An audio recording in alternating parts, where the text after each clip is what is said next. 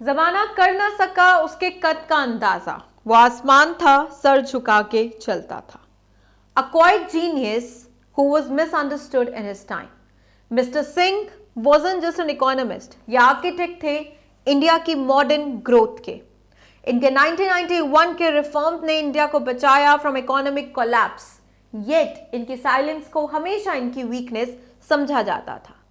आज जब इंडिया जूझ रहा है राइजिंग टैक्सेस और इकोनॉमिक बर्डन से, we finally understood his vision which was the growth balanced with empathy।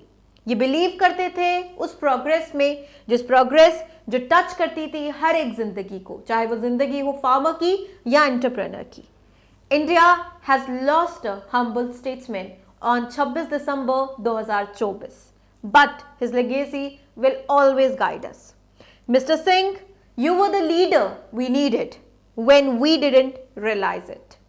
Economic reform, quiet dignity, unparalleled intellect. Dr. Manmohan Singh, you were truly one of a kind. On this note, we'll start our marathon session जो हम लोगों ने part 1 already upload कर चुके हैं ancient India पे, जिसमें हमने pre historic period plus IVC को डिस्कस किया है। आज हम उसे कंटिन्यू करते हैं and we will get some questions on IVC plus the Vedic age. So let's get started with this session. पहला क्वेश्चन है आपकी स्क्रीन पर, earliest evidence of agriculture in Indian subcontinent has been obtained from. So किस जगह से हमें evidence मिला agriculture का? इस क्वेश्चन में जिस चीज का ध्यान रखना वो ये रखना, इंडियन सबकॉन्टिनेंट। जब मैं बोल रही हूं Indian subcontinent, I am not talking about India alone, I am talking about the other than, जो इंडिया के अलावा भी जो अदर साइट्स हैं, जैसे कि हो गया पाकिस्तान, ठीक है, आईवीसी की साइट्स पाकिस्तान में लोकेटेड है, इवन आईवीसी की साइट अफगानिस्तान में भी लोकेटेड है, चौटुगाई, राइट। सो जब हम इंडियन सबकॉन्टिनेंट के बारे में बात कर रहे हैं तो हम इन तीनों को मद्देनजर रखेंगे। तो क्वेश्चन है कि अर्लीस्ट एविडेंस ऑफ एग्रीकल्चर हमें किस जगह से प्राप्त होता है, किस जगह से मिलता है? So the right answer to this question is your option number C, Mehrgarh. Mehrgarh से हमें मिला है अर्लीस्ट एविडेंस ऑफ एग्रीकल्चर, और Mehrgarh is located in present day Pakistan में। Let's jump to the next question.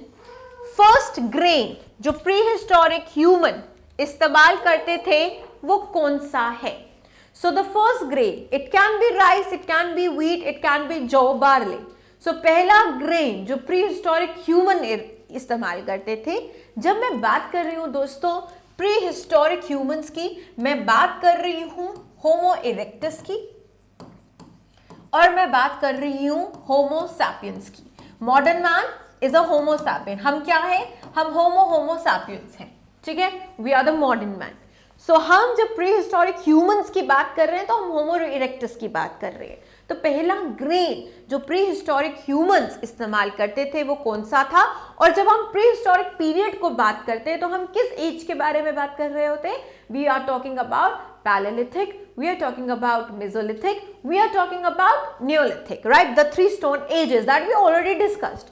So prehistoric period is that period. So पहला grain जो इस्तेमाल होता है by the prehistoric humans वो है आपका option number C, that is the जो बार्ले। चले क्वेश्चन नंबर 3 पर। क्वेश्चन नंबर 3 कहता है a Homo erectus skull was found at one of the following sites।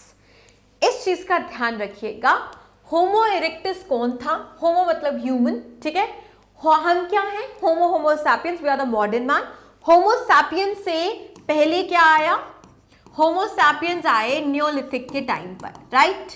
Homo sapiens से पहले कौन थे humans? They were known as Homo erectus, right. So हमें होमो इरेक्टस का स्कल, खोपड़ी मिली है किस साइड से? So we got the Homo erectus skull was found at option number A, Hathnora in Narmada Valley। Narmada river के पास हथनोरा एक जगह है जहां से हमें प्राप्त हुआ है Homo erectus का skull। Let's go to the next question. Which Harappan city is divided into 3 parts. Okay, कौन सी ऐसी हड़प्पन सिटी है जो 3 पार्ट्स में डिवाइडेड है? So can you answer this question that which Harappan city is divided in 3 parts? So let me tell you one thing. Normally हमने देखा है Harappan cities के बारे में, जब हमने टाउन प्लानिंग उनकी पढ़ी है, तो नॉर्मल सिटीज ऐसे कुछ ऐसे थी, मतलब 2 आकार की थी. अपर था टाउन जिसे हम लोग सिटाडल कहते थे, जहां पे रूलिंग क्लासेस रहती थी, क्योंकि सोशल इनइक्वालिटीज भी आईवीसी में हमें इसके रेजिडेंस से एविडेंस से पता चलती हैं. तो सिटाडल में आपकी रूलिंग क्लास रहती थी, ठीक है, सोशल इनइक्वालिटीज थी. और एक था आपका लोअर टाउन. जो ये सिटाडल था ये थोड़ी ऊंचाई पे था, और लोअर टाउन आपका था फॉर द कॉमन पीपल. और ये आर्किटेक्चर कुछ ऐसा था कि ये ट्रायंगुलर आर्किटेक्चर था, ट्रायंगुलर शेप्ड आर्किटेक्चर था. सो सिटाडल का कंसेप्ट हमें मिला और हमें लोअर टाउन का कंसेप्ट मिला. Lower town was for the common people, upper town किसके लिए था मेरे दोस्तों? For the ruling classes, chieftains रहते थे. अब एक ऐसी साइट है हड़प्पन सिटी की जहां पे हमें 3 पार्ट्स में, और ये अनोखी साइट है जहां पे हमें 3 पार्ट्स में उसकी डिवीजन मिली है. तो मैं आपको बताती हुई इसे हम कैसे याद रखेंगे. इस साइट में हमें इरिगेशन का भी एविडेंस मिला है, डैम्स का भी एविडेंस मिला है. तो वो कौन सी साइट है? वो है हमारी ऑप्शन नंबर सी, डोलावीरा. डोलावीरा इकलौती हड़प्पन सिटी की साइट है जिसमें हमें एविडेंस मिला है कि इस सिटी को 3 पार्ट्स में डिवाइड किया गया था. Let's go to the next question. Next question कहता है कि इंडस वैली सिविलाइजेशन किस पीरियड को बिलोंग करती है? तो मेरे दोस्तों, there are 3 periods in the history जो हम पढ़ते हैं. जब हम हिस्ट्री की स्टार्टिंग करते हैं तो हम 3 पीरियड्स को पढ़ते हैं. पहला आता है आपका प्री हिस्ट्री, फिर आता है आपका proto history, and the last one is your history. अब क्या डिफरेंस है? जो आपका प्री हिस्ट्री है, ठीक है, जो आपका प्री हिस्टोरिकल पीरियड है, डिवीजन का इसमें क्या है फर्क? प्री हिस्टोरिकल पीरियड हम उस पीरियड को कहते हैं जहां पे हमारे पास कोई भी लिटरेचर नहीं है, ठीक है, कोई भी स्क्रिप्ट नहीं है, कोई भी लिटरेरी एविडेंस हमें नहीं मिला है. हम प्री हिस्टोरिक पीरियड के बारे में जानते हैं उनके मॉन्यूमेंट से, उनके आर्टिफैक्ट से, उनके कॉइन से या अदर चीज उनके से, पर कोई लिटरेचर का हमारे पास एविडेंस नहीं है. जबकि proto history is the medium part between the pre history and history. Proto history जिसमें आता है आपका Indus valley civilisation, that is the IVC. ये उस हिस्ट्री का पार्ट है या भाग है जिसमें हमें स्क्रिप्ट तो मिली है. जैसे डोलावीरा से हमें इंडस वैली सिविलाइजेशन की स्क्रिप्ट मिली है, पर हम उसे डेसिफर पढ़ नहीं पाए हैं. ये अभी तक अनडेसिफर्ड है, हम इसे डेसिफर पढ़ नहीं पाए हैं. उस पीरियड को हम लोग प्रोटो हिस्ट्री कहते हैं. And the last one is the history. कौन सी पार्ट हो गया? जिसमें हमारे पास प्रॉपरली इवॉल्व स्क्रिप्ट है जिसे हम पढ़ते हैं और उस सोसाइटी के बारे में जानते हैं. जैसे कि हमारा वैदिक पीरियड है, इसमें वेदास ने हमें बताते हैं exactly the history of the Aryans and even the non Aryans who used to reside, ठीक है. वेयर आज आईवीसी जो इंडस वैली सिविलाइजेशन है वो पढ़ती है आपकी प्रोटो हिस्ट्री पीरियड में, जहां पे हमें डोलावीरा से स्क्रिप्ट तो प्राप्त हुई है पर हम उसे डेसिफर पढ़ नहीं पाए हैं. सो इंडस वैली सिविलाइजेशन किस पीरियड को बिलोंग करती है? वो करती है आपके option number C, proto historical period को. नेक्स्ट आता है the ancient city of Harappa किस रिवर पर बेस्ड है? So it's a very interesting question. So as you know, Indus valley civilisation की प्रोमिनेंट सिटीज हैं और आईवीसी की प्रोमिनेंट सिटीज हैं 2. एक हो गई आपकी हड़प्पा एंड द हड़प्पा, इसे हड़प्पन सिविलाइजेशन भी क्यों कहते हैं? Because Harappa was the first city जो डेसिफर, जो एक्सकवेट हुई थी when it comes to Indus valley civilisation. दूसरी प्रोमिनेंट सिटी हड़प्पा के बाद कौन सी एक्सकवेट हुई? That was Mohenjodaro, right, great bath and Mohenjodaro.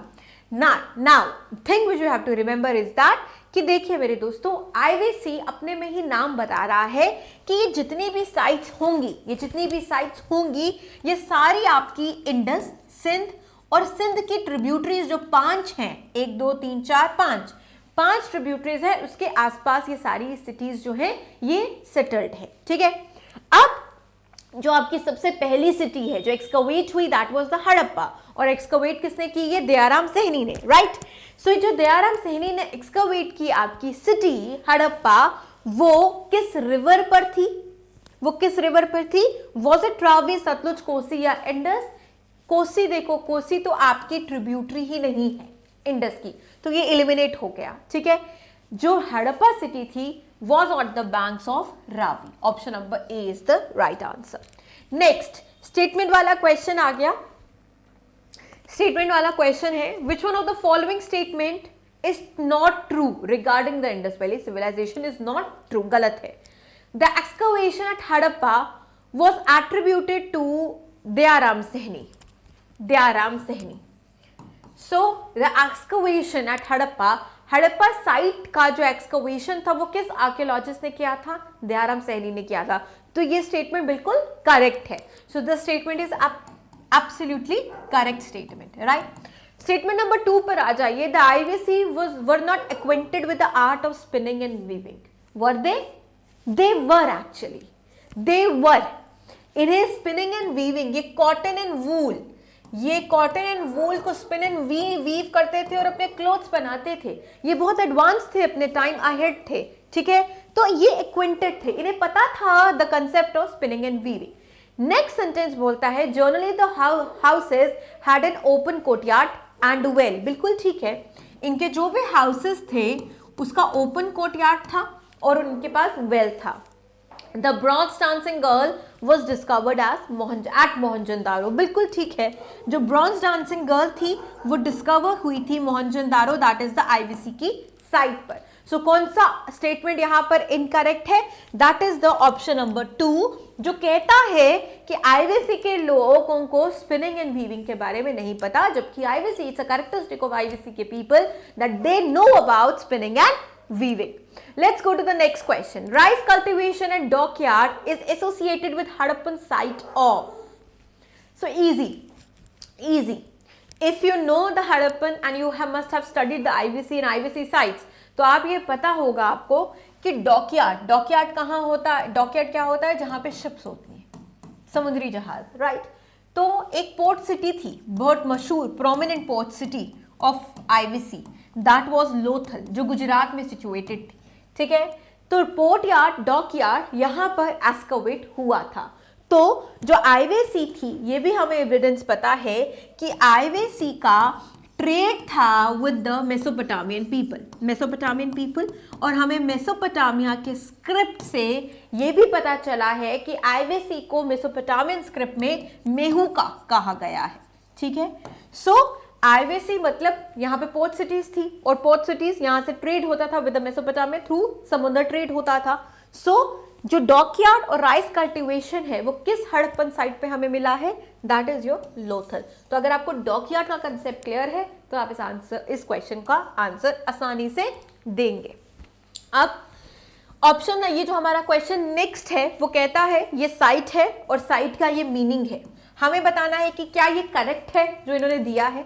तो आईवीसी की साइट है मोहनजोदारो, क्या इसका मतलब माउंट ऑफ डेड है? और दूसरी साइट है कालीबंगन, क्या इसका मतलब बैंगल्स ऑफ क्ले है? कालीबंगन से हमें और क्या मिला है? एक्सकवेट क्या हुआ है? कालीबंगन से आपका एक्सकवेट क्या हुआ है? प्लाउड फील्ड मतलब एग्रीकल्चर था यहाँ पर, इसका एविडेंस मिला है। और मोहनजोदारो से आपको क्या क्या मिला है, क्या क्या एक्सकवेट हुआ है? ग्रेट बाथ, ठीक है, जिसे शायद possibly the people of that they used to use it for the ritual bathing, ceremonial bathing या ritual bathing के लिए इस्तेमाल करते थे। That was Mohenjodaro. तो क्या इस साइट का मतलब माउंट ऑफ डेड है? और क्या जो कालीबंगन है आपकी द सेकेंड साइट, क्या इसका मतलब बैंगल्स ऑफ क्ले है? Absolutely, the both the statements are perfectly correct. Mohenjodaro का मतलब है माउंट ऑफ डेड और कालीबंगन का मतलब है बैंगल्स ऑफ क्ले। सो इन्हीं साइट्स का मतलब ही ये है, ठीक है। सो नेक्स्ट क्वेश्चन की तरफ जाते हुए मेरे दोस्तों, with reference of the difference between the culture of Rigvedic Aryans and the IVC, आप बताइए कौन सी स्टेटमेंट करेक्ट है। चलिए, अब हम जा चुके हैं वैदिक एज पे, और वैदिक एज में 4 वेदास आ जाते हैं, जिसमें से आते हैं ऋग, साम, अथर्व और यजुर, ठीक है। बात हो रही है, देखिए जब हम वैदिक एज को डिस्कस करते हैं तो there is a division in Vedic age. एक हो गया ऋग्वेदिक एज, जो आर्यंस ड्यूरिंग द ऋग्वेदा आए थे, और ऋग्वेदा के बाद जो बाकी वेदास हैं यजुर, साम एंड अथर्व, उस टाइम पर उन्हें हम कहते हैं लेटर वैदिक एज, ठीक है, लेटर वैदिक एज या नॉन आर्यन एज, राइट। इसमें नॉन आर्यंस को भी, अथर्व में नॉन आर्यन को भी डिस्कस किया गया है। तो क्वेश्चन पूछता है कि difference between the Rigvedic and IVC में जो डिफरेंस है, आपने बताना है कि कौन सी स्टेटमेंट करेक्ट है। ऋग्वेदिक आर्यंस यूज करते थे coat of mail and helmet in warfare, where as the people of IVC did not leave any evidence of using them. Yes, this statement is absolutely correct. I tell you how. Rigveda में, actually वैदिक as में इसे हम ion as भी कहते हैं, ठीक है, आयन एज भी कहते हैं, क्योंकि इस टाइम पर हमें लोहे का पता चल चुका था और हम लोहे का इस्तेमाल कर रहे थे वेपन्स या हेलमेट्स बनाने में, राइट, वेपन्स या हेलमेट्स बनाने में। और इस टाइम पे वॉर सिचुएशन होती थी, जबकि हमें आईवीसी से कोई ऐसा वॉर का मतलब एविडेंस मिला ही नहीं है। ये काफी पीसफुल और सेक्युलर लोग थे, यहाँ पे कोई वॉर का एविडेंस नहीं मिला। और ये भी जो थ्योरी आई थी कि जो आईवीसी सिविलाइजेशन है इसका खात्मा हुआ बिकॉज आर्यंस इन्वेडेड। अगर आर्यंस इन्वेड करते मेरे दोस्तों तो हमें वॉर का एविडेंस मिलता, और हमें आईवीसी की साइड से वॉर का एविडेंस मिला ही नहीं है। तो दैट इज वाई वो थ्योरी खराब हो गई, गलत मतलब साबित हो गई, it prove to be wrong. क्यों? क्योंकि वॉर का हमें एविडेंस नहीं मिला। तो सिमिलरली जो ऋग्वेदिक आर्यंस थे वो हेलमेट इस वॉरफेयर में करते थे, जबकि जो आपके जो आईवीसी वाले लोग थे वो वॉर में पार्टिसिपेट इन एविडेंस ही नहीं है। तो ये स्टेटमेंट बिल्कुल ठीक है।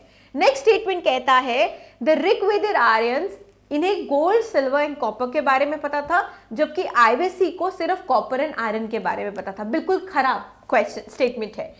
इंडस वैली सिविलाइजेशन को आयरन के बारे में पता ही नहीं था, कॉपर के बारे में पता था, सिल्वर के बारे में, they were the first people in the world जिन्हें सिल्वर के बारे में पता था। गोल्ड ऑर्नामेंट्स पहना है कालीबंगन में, ठीक है, तो गोल्ड ऑर्नामेंट्स भी ये पहनते थे, बीड्स ऑर्नामेंट्स पहनते थे। बट आयन एज तो वैदिक एज है आपकी, तो आईवीसी के लोगों को लोहे के बारे में नहीं पता था। तो ये स्टेटमेंट आपकी गलत है। नेक्स्ट स्टेटमेंट आती है Rigvedic Aryans has domesticated the horse, whereas there is no evidence of IVC people having been aware of this animal। देखिए, इंडस वैली सिविलाइजेशन में हमारे पास सिर्फ एक ही साइट है जिसमें हमें हॉर्स का एविडेंस, हॉर्स घोड़े का एविडेंस मिला है। बट मेजॉरिटी हिस्टोरियंस बिलीव करते हैं कि आईवीसी के लोगों को हॉर्स के बारे में नहीं पता था। बट ऋग्वेदिक जो ये थे, ऋग्वेदा के लोग थे, आर्यंस थे, ये तो चारियट्स मतलब ये रथवत का इस्तेमाल करते थे, इन्हें हॉर्स के बारे में अच्छी भली नॉलेज थी। तो ये स्टेटमेंट भी आपकी बिल्कुल करेक्ट है। तो ऑप्शन नंबर ए और आपका सी करेक्ट स्टेटमेंट है, जबकि बी आपका इनकरेक्ट स्टेटमेंट है। नेक्स्ट चलते हैं हम मेरे दोस्तों, the national motto of India, जिसे हम सत्यमेव जयते, ट्रुथ ओनली ट्रम्प्स कहते हैं, जो इंस्क्राइब्ड है आपके एम्बलम के बिल्कुल नीचे, ये कहां से लिया गया है? So can you answer this question? और ये काफी ऐसा क्वेश्चन है जो काफी बार पूछा गया है over the various PSC scenarios, even कि अदर जीके एसएसबी के क्वेश्चंस में भी कहीं ना कहीं पूछे हैं ये।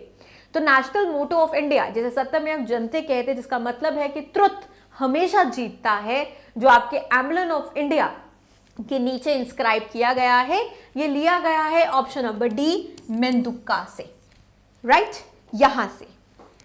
सो just a minute.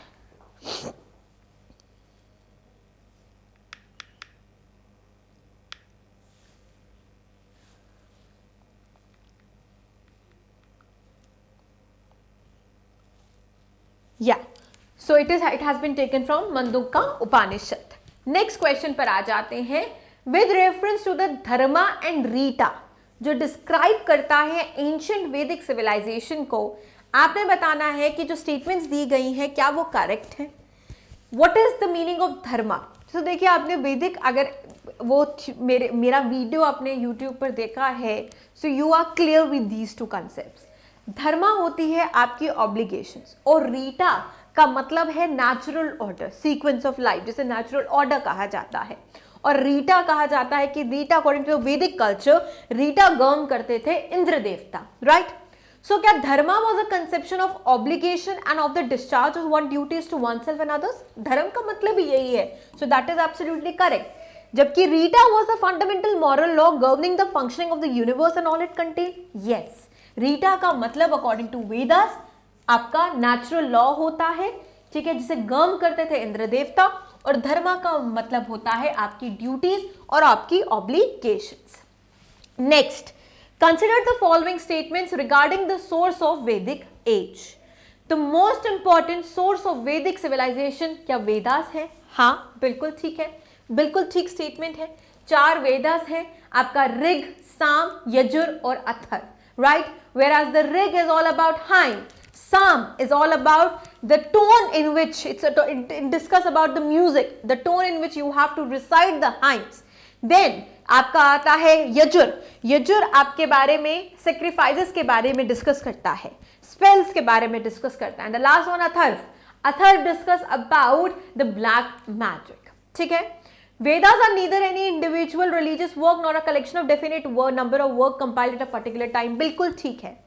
Vedas actually श्रुति कहा गया है। श्रुति का मतलब होता है to hear. It has been believed, एक बिलीव है कि आर्यंस ने सीधा वेदास को सुना है फ्रॉम द गॉड, ठीक है। गॉड ने बोला एंड आर्यन ने सुना, तो वेदास को ट्रांसमिट हुआ है, मतलब Vedas were transmitted from God to humans in a form of shruti, कि सुनकर इसे ट्रांसमिट किया गया है। एंड वेदास को कंपाइल किया गया है 11th सेंचुरी बीसी में जाकर, ठीक है। तो ये आप ऐसा नहीं कह सकते क्या कि इंडिविजुअल ने लिखी है या इंडिविजुअल ने कंपाइल, या एक ही टाइम में ये कंपाइल हुई है, नहीं, ये ओवर द सेंचुरीज कंपाइल हुई है। The Mahabharata and Ramayana are great epics, बिल्कुल बिल्कुल ठीक है। रामायणा जहां पे राम के बारे में और उनकी लाइफ के बारे में, लॉर्ड राम के बारे में डिस्कस किया, महाभारता जहां हम कौरव एंड पांडव का युद्ध देखते हैं। सो ये तीनों statements are absolutely correct statements. चलिए the next question says, just a minute, the next question says the world is God and God is my soul. ये philosophy किसकी है? Is it the philosophy of उपवेदा, पुराना, ब्राह्मणास या उपनिषद? तो अगर आपने lecture को अच्छे से अटेंड किया है तो आपने ये पढ़ा होगा कि वेदास को डिवीजन की गई थी, कि उसके अंग बनाए थे इन्होंने। वेदास के बाद आया था ब्राह्मणास, डिवाइड हुआ है, फिर आर्यनकास, and at the last is your Upanishads. Upanishads are all about the philosophy except the sacrifice, ठीक है। ये philosophy of life या philosophy of वेदा को डिस्कस करता है, except जो sacrifice का पोर्शन है उसको हटा के। So the world भगवान है, और भगवान आपकी क्या है? अगर आपने भगवान को ढूंढना है तो वो कहाँ मिलेगी? आपकी सोल में। तो कहीं ना कहीं ये भक्ति से रिलेटेड है, और भक्ति मूवमेंट बाद में मिडिवल इंडिया में आएगी, ठीक है। उपनिषद में जो फोकस किया गया है वो आपकी भक्ति पर किया गया है, सेक्रीफाइसेस पे नहीं किया गया है। जबकि आर्यन आकाश पर आपके सेक्रीफाइसेस तक है, पर उपनिषद में आपके भक्ति पर कोशिश की है इन्होंने फोकस करने की, इस पर सेक्रीफाइसेस पे नहीं। तो the world is God and God is my soul is the philosophy, और option number D Upanishad. Next पर आ जाते हैं ऋग्वेदा। हमें पता है कि वो डिवीजन है उसकी 10 मंडलास में, 10 बुक्स में उसको डिवाइड किया गया है। हमें बताना है कि कौन सी किताब जो ऋग्वेदा है, जो सबसे बड़ा पहला वेदा जो है दैट इज द ऋग्वेदा, ठीक है। मैं फिर से एक बार रिपीट कर दूं, दैट इज द ऋग्वेदा। और ऋग्वेदा की जो डिवीजन है वो 10 मंडलास में डिवाइडेड है। हमें बताना है कि कौन सा मंडला जो है वो सबसे पुराना है। सो कौन सा पुराना है? 2 से 7 पुराने हैं, बाकी जो आपके 1 से 1 और 9 जो है वो आपके न्यूली एडिटेड, अभी एडिशन का हुआ है। सो जो पुराने वाले हैं वो आपके हैं 2 से 7। So option number C is the right answer. Next आता है, हमें बताना है कि कौन सी स्टेटमेंट करेक्ट है। क्या ये स्टेटमेंट करेक्ट है कि कलर या वरना ही क्लास डिफरेंशिएशन करती थी आर्यंस में, कि कलर का क्या होता था? जो फेयर होता था, आर्यंस बिलीव कि वो सुपीरियर होते थे, और जो पक्के कलर के थे, सावले थे, वो आर्यंस बिलीव करते थे कि इंफीरियर्स हैं। उन्हें एक्चुअली इंडिजिनस लोग कहा जाता था, जिन्हें इन्होंने साधुकास भी कहा गया है, ठीक है, जिनके साथ इनकी लड़ाइयां होती रहती थी। सो आर्यन के टाइम पर, वैदिक एज के टाइम पर जो आपका कलर था वो कलर ही था जो डिफ्रेंशिएट करता था, कास्ट नहीं अभी आया, कलर से डिफ्रेंशिएशन स्टार्ट हो गई। नेक्स्ट स्टेटमेंट कहती है, तो ये बिल्कुल ठीक है। नेक्स्ट स्टेटमेंट कहती है कि बोस्टोफिडॉन स्क्रिप्ट थी that was written in right to left in one line and left to right in next line. हाँ, बोस्टोफिडॉन स्क्रिप्ट तो वही होती है जो right to left in one उसमें की लिखी जाती है and then left to right लिखी जाती है। सो हम जब इंग्लिश लिखते हैं we started from left to right and right to left is in Urdu. हाँ, और बोस्टोफिडॉन कहां पर स्क्रिप्ट, हमें ये स्क्रिप्ट कहां पे मिली है? ये स्क्रिप्ट हमें आईवीसी के टाइम पर मिली है, तो ये स्टेटमेंट बिल्कुल करेक्ट है। नेक्स्ट स्टेटमेंट कहता है क्या the family of Rigvedic Aryans क्या मैट्रिलिनियल थे? ऋग्वेदिक आर्यंस का आप समझ रहे हैं ना, मैंने बताया कि वैदिक जो आपका पीरियड है उसको 2 में डिवाइड करेंगे, अर्ली वैदिक पीरियड एंड लेटर वैदिक पीरियड। अर्ली वैदिक पीरियड में क्योंकि एक ही वेदा है उस टाइम पर, तो ऋग्वेदा, और उसे ऋग्वेदिक आर्यंस भी कहा जाता था। क्वेश्चन है क्या ये मैट्रिलिनियल थे? मतलब मम्मी, आपकी मम्मी का, जैसे हम देखेंगे जब चोलास एंड पांड्यास को डिस्कस करेंगे तो वहां पे मैट्रिलिनियल का कल्चर आएगा कि माँ के नाम पर, तो वहां पे उसको बोला भी जाएगा गोपुत्र, उनका पुत्र, सोमपुत्र, ठीक है, उसका पुत्र, ठीक है, औरत का नाम और औरत के बेटे का नाम, तो वो आपको मैट्रिलिनियल कंसेप्ट वहां पे मिलेगा। बट जबकि ऋग्वेदिक कल्चर में आपकी वुमन की सिचुएशन अच्छी थी, आपकी वुमन कंपोज भी कर रही थी, पार्टिसिपेट कर रही थी सभा और समिति में, ठीक है, यहाँ पे वुमन की सिचुएशन अच्छी थी, पर पेट्रियार्कल सोसाइटी थी, माँ का नाम नहीं चल रहा था। माँ के नाम को चलने को हम मैट्रिलिनियल कहते हैं, वो ऋग्वेदिक एज में हमें नहीं मिला है। सो ये आपका स्टेटमेंट इनकरेक्ट है, बाकी other 2 statements are absolutely correct ones. So let's go to the next question. Next question कहता है Vishnu and Rudra which were smaller deities in Rigveda, अब ये एक्सट्रीमली इंपॉर्टेंट हो गए।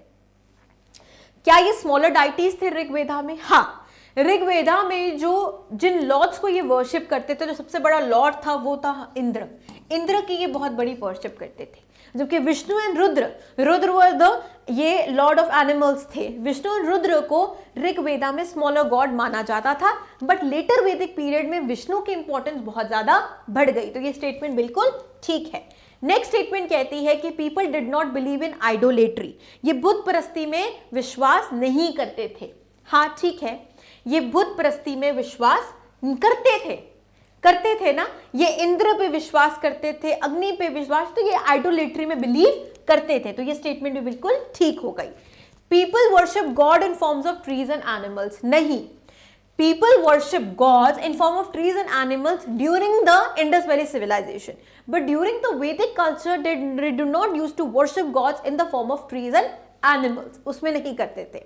नेक्स्ट लास्ट स्टेटमेंट कहती है कि सम ऑफ द यज्ञ जो परफॉर्म होते थे वो थे अश्वमेधा, वजपेया, राजसूय, बिल्कुल ठीक है। जो इंपॉर्टेंट यज्ञास जो परफॉर्म करता था राजा, वो अश्वमेधा था, वजपेया या राजसूय था, जो हमने वैदिक कल्चर में देखा है। सो हमारा स्टेटमेंट नंबर ए, बी और हमारा स्टेटमेंट नंबर डी करेक्ट है, जबकि स्टेटमेंट सी हमारा इनकरेक्ट है।